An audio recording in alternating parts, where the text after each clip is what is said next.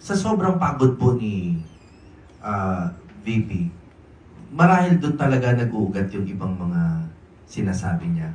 And again, also, I express concurrence sa sinabi ni Atty. Lampino na wala namang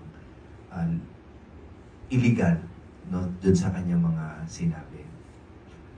Pero ang palagay ko lang po, no, kailangan natin pumili.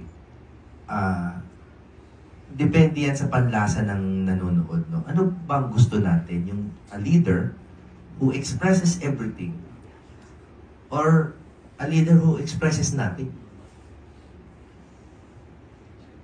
What I think we have in VP Sara is someone who's just expressing everything. Kasi po, wala naman siyang, she is stripped of her other powers, no? I think everyone acknowledges that, no? Mula budget hanggang sa media, hindi naman laging kino-cover ang mga statements niya unless she expresses something as seemingly outrageous as this one. Wala naman nagko-cover sa kanya. Ako po, nagtanong sa pamilya ko. And in that echo chamber, wala silang alam na may nagaganap na ganito. No?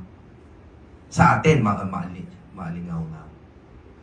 So, in order to get the ears of the Filipino people, she has to express everything and for her own safety.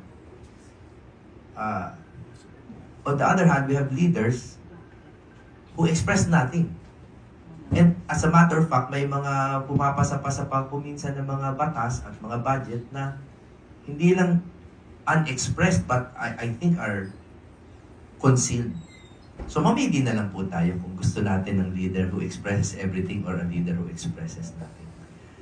But she is definitely very tired. Kailangan siguro niya makapagpahinga ng konti. But I think at the essence, she means what she says.